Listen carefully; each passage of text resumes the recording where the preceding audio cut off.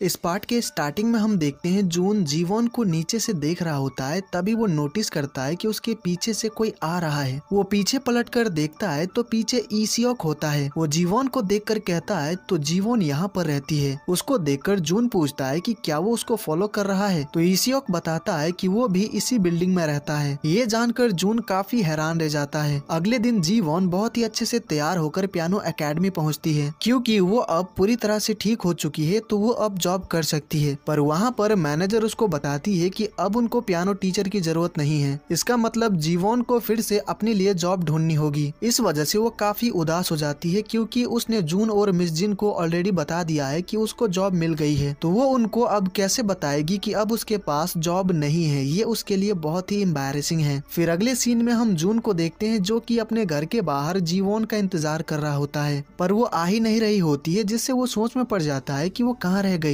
जीवोन वापस आ रही होती है तो जून को बाहर देखकर वो एक खंबे के पीछे छिप जाती है, क्योंकि जून को फेस करना उसके लिए बहुत ही एम्बैरेसिंग है। जून जीवोन को कॉल करता है और पूछता है कि वो कहाँ पर है, तो जीवोन बताती है कि वो रास्ते में है। पर तभी जून उसको देख लेता है तो जून कहता है क्या कुछ हुआ है, जिसपे जीवोन कहती है नहीं तो। जून जीवोन के पास आता है और कहता है तो फिर तुम छिप क्यों रही हो। जून को अचानक अपने पीछे देखकर जीवोन डर जाती है। जून फिर से पूछता है कि क्या हुआ है, तो जीवोन उसको बता देती है कि एकेडमी में उसको जॉब नहीं मिली। वो एम्बैरेसिंग फील कर रही होती है तो दौड़कर जून के घर के अंदर चली जाती है। जून ने जीवोन के लिए रूम और बेड तैयार कर दिया होता है। ये देखकर वो सरप्राइज्ड रह जाती है। जून कहता है अब तुम्हारा जब मन करे तुम मिमी के साथ रहने आ सकती हो। जीवोन इससे इतना खुश होती है कि वो जून को हक करने जाती है, पर तभी उसको रियलाइज हो जाता है कि वो ये क्या कर रही है, तो वो पीछे हट जाती है और मिमी से बात करने लगती है। उसी वक्त उसके घर पे एक पियानो डिलीवर होता है, जो देखकर जीवोन और ज्यादा खुश हो जाती है और कहती है क्या बात है, तुमने मेरे लिए पियानो भी खरीदा है। जून बताता है कि उसने पियानो नहीं खरीदा है। जो सुनकर जीवोन हैरान रह जाती है और कहती है तो फिर किसने भेजा है। वो लोग डिलीवरी मैन से पूछते हैं तो डिलीवरी मैन बताता है कि डोडो सोलसोल लाला सोल नाम के पर्सन ने भेजा है। ये सुनकर जीवोन शॉक्ड रह जाती है कि उसको यहाँ का एड्रेस कैसे पता चला। जून बाहर आता है और डिलीवरी मैन से पूछता है कि पियानो कहाँ से भेजा गया है। वही अंदर जीवोन अपना सोशल मीडिया अकाउंट ओपन करती है तो उसी पर्सन का मैसेज आया होता है। उसने कहा होता है मैं उम्मीद कर रहा हूँ कि मेरा गिफ्ट तुम्हें पसंद आया होगा। 2 हफ्ते बाद जब हम मिलेंगे तब मुझे थैंक्स कह देना। ये मैसेज पढ़कर जीवोन काफी खुश हो जाती है और सोचने लगती है कि आखिर ये है कौन। जून जीवोन को एडवाइस देता है कि वो घर पे ही म्यूजिक एकेडमी क्यों नहीं खोल लेती। ये आइडिया जीवोन को काफी पसंद आता है तो वो कहती है ठीक है ऐसा ही करते हैं, पर मैं तुम्हें सिर्फ आधा ही रेंट पे करूंगी। तो जून कहता है तुम्हारी फाइनेंशियल कंडीशन ठीक नहीं है और वैसे भी मुझे इस घर का रेंट पे नहीं करना पड़ता है, तो तुम्हें रेंट की चिंता करने की जरूरत नहीं है। फिर वो दोनों सोचने लगते हैं कि एकेडमी का नाम क्या रखे। जून कहता है लाला पियानो लैंड कैसा रहेगा। ये नाम जीवोन को बहुत ही पसंद आता है। फिर अगले सीन में हम ईसियोक को देखते हैं जो कि जीवोन को कॉल करता है डिनर के बारे में पूछने के लिए। ईसियोक ने जीवोन को डिनर पर चलने के लिए इनवाइट किया था, पर ये बात जीवोन भूली गई थी। वो उसको सॉरी कहती है और बताती है कि वो इन दिनों काफी बिजी रहने वाली है, इस वजह से डिनर पर नहीं जा पाएगी, क्योंकि वो खुद का पियानो एकेडमी खोलने वाली है, जिसके ओपनिंग सेरेमनी पर वो ईसियोक को भी इनवाइट करती है। उसके बाद हमें एकेडमी का ओपनिंग सेरेमनी का दिन दिखाया जाता है। वहाँ पर जीवोन ने उन सभी लोगों को इनवाइट किया होता है जिन जिन को वो जानती है। ईसियोक जून से बात करने आता है और कहता है जीवोन को एकेडमी खोलने देने के लिए तुम्हारा थैंक यू। जून कहता है मुझे समझ नहीं आया कि तुम मुझे क्यों थैंक्स कह रहे हो। ईसियोक कहता है क्योंकि मैं उसको लेकर चिंतित था, दरअसल उसके शादी में मैं भी मौजूद था।